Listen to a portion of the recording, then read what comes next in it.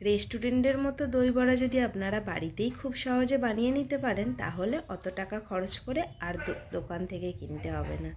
আজকের ভিডিওতে দু রকমের চাটনি, ভাজা মশলা সব কিছুই এই ভিডিওয় থাকছে। নমস্কার বন্ধুরা, গুড মর্নিং। কেমন আছেন? আশা করি ভালো আছেন। এমএস লাইফস্টাইলে সবাইকে ওয়েলকাম জানাচ্ছি। আজকের রেসিপি দই বড়া। দই বড়া বানানোর জন্য আমি এখানে 250 গ্রাম বিউলির ডালকে ভিজিয়ে রেখেছি প্রায় 7 থেকে 8 ঘন্টা।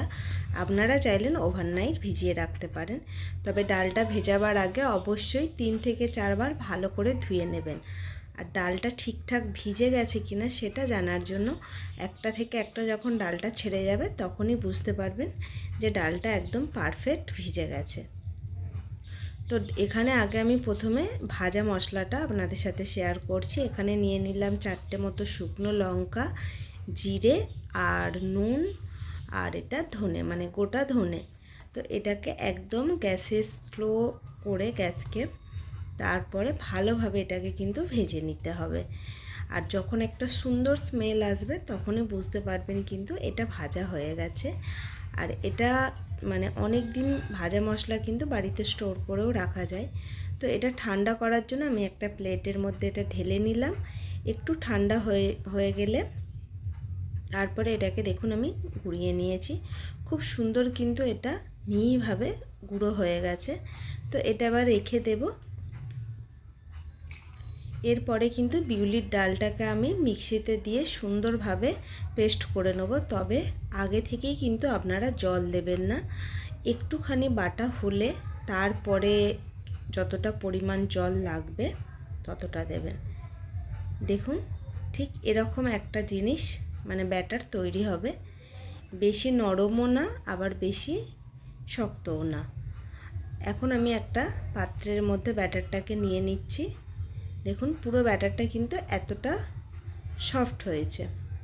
তো এবার আমি ব্যাটারটাকে ভালো করে ফেটিয়ে নেব।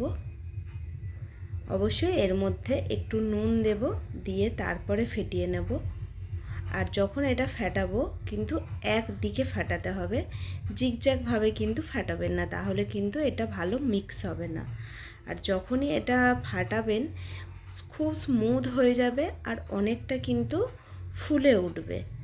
আর এটা হয়েছে কিনা সেটা জানার জন্য কিন্তু একটা পাত্রের মধ্যে জল নেবেন, নিয়ে এটাকে জাস্ট এক টুকরো একটুখানি দিলেই কিন্তু এটা যখন মানে ভেসে উঠবে তখন কিন্তু বুঝতে পারবেন যে এটা পারফেক্ট হয়ে গেছে। দেখুন কতটা ফুলে উঠেছে আর কতটা স্মুথ। দেখুন আমি এবার এই পাত্রের মধ্যে দিলাম, দেখুন এটা ফুলে মানে ভেসে উঠেছে, তার মানে এটা কিন্তু বড়া বানানোর জন্য একদম রেডি। এবার এর মধ্যে একটুখানি দিলাম জিরে আর মৌরি আর সামান্য একটু নুন দিয়ে এবার চামচ দিয়ে আমি সুন্দরভাবে এটাকে মিক্স করে নেব। আর কিন্তু ফাটাবার দরকার নেই, একদম স্মুথ হয়ে গেছে আর কতটা ফুলে উঠেছে দেখুন, একদম বড়া বানানোর জন্য পারফেক্ট। এবার আমি কড়াইয়ের মধ্যে সাদা তেল দিয়ে দিলাম। আর কড়াইয়ের তেলটা কিন্তু একদম গরম হলে চলবে না, একদম হালকা গরম থাকবে, তখনই কিন্তু বড়াগুলোকে দিয়ে দিতে হবে। দেখে বুঝতেই পারছেন তেলটা কিন্তু একটুও গরম হয়নি, জাস্ট হালকা একটু গরম হয়েছে। আর গ্যাসটাকে একদম স্লো করে দিতে হবে। কত সুন্দর ফুলেছে দেখুন, একদম ফুলে ওপর দিকে উঠে গেছে।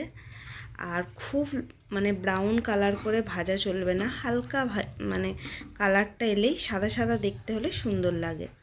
তো এরকমভাবে এখন আমি সব বড়াগুলোকে ভেজে নেব। যদিও আমি শেপটা ঠিকঠাক দিতে পারছি না, আপনারা চাইলেন আরও বড়ও করতে পারেন, বাট আমি বেশি বড় করলাম না। দেখুন প্রত্যেকটা বড়া কিন্তু খুব সুন্দরভাবে ফুলে উঠেছে, মানে এতটাই ফুলে উঠেছে যে আমি উল্টাতে পারছি না। আর কালারটাও কিন্তু খুব সুন্দর। তো ওখানে বড়া ভাজা হচ্ছে আর এদিকে আমি চাটনি করে নেব, তেঁতুলের যে চাটনিটা। তো এখানে আমি প্রায় 2 কাপ মতো চিনি দিয়েছি, চিনিটাকে এখন আমি ক্যারামেল করব। আর গ্যাসটাকে একদম স্লো করে দিয়েছি, কারণ বেশি জোরে দিলে কিন্তু চিনিগুলো পুড়ে যাবে, ক্যারামেলের কালারটা ঠিক আসবে না। আর ক্যারামেলের কালারটা ঠিকঠাক না এলে চাটনির কালারটাও কিন্তু ঠিক আসবে না। দেখুন খুব সুন্দর কিন্তু কালার আসছে আস্তে আস্তে। আর আমি কিন্তু এতে একটুও জল দিইনি। দেখুন দারুণ সুন্দর কিন্তু কালারটা এসে গেছে, আর একটু এখনও বাকি আছে। তো এই কালারটা এসে গেলে এই পর্যায়ে এবার কিন্তু আমি একটু জল দেব, সামান্য একটু। দেখুন কালারটা কি সুন্দর লাগছে কালারটা।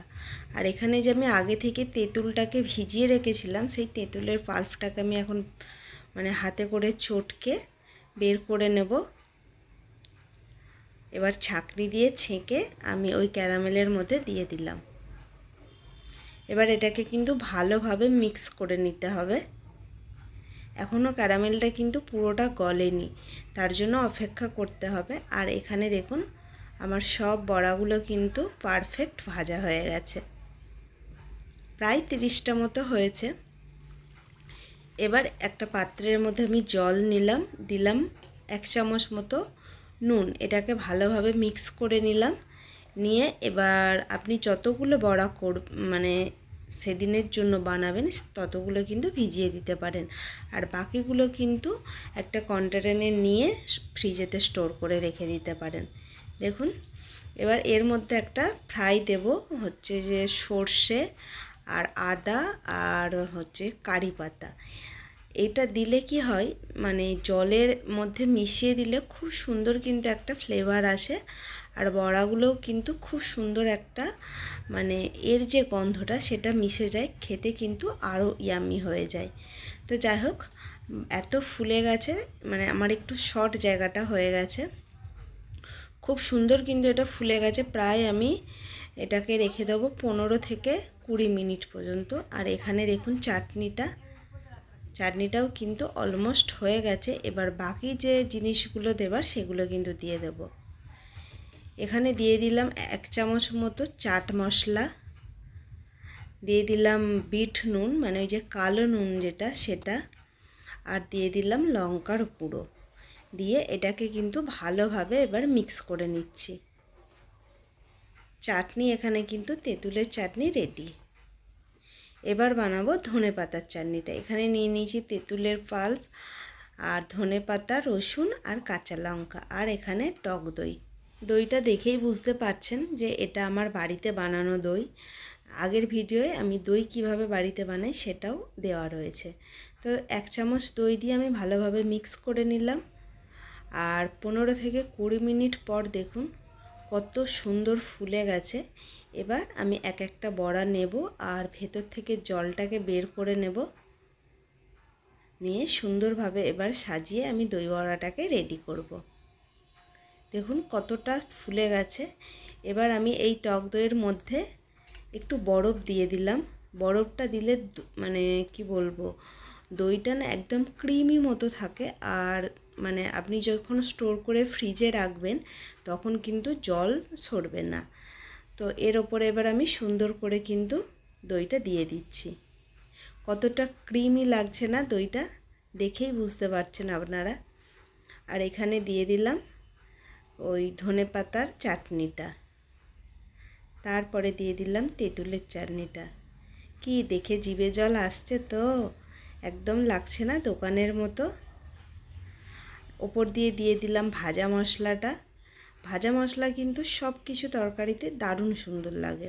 দিয়ে দিলাম ওপর থেকে ঝুরি ভাজা আর একটু ধনেপাতা কুচি দিয়ে এটাকে আমি সার্ভ করলাম। কত সুন্দর লাগছে দেখতে, আর খেতেও কিন্তু দারুণ টেস্ট হয়। তো এইভাবেই কিন্তু আপনারাও বাড়িতে খুব সহজেই দই বড়া বানিয়ে নিতে পারেন। আজকের ভিডিওটাও তাহলে এখানে শেষ করছি। ভিডিওটা কেমন লাগলো অবশ্যই জানাবেন, আর যদি ভালো লেগে থাকে তাহলে চ্যানেলটা সাবস্ক্রাইব করবেন, পাশে থাকবেন।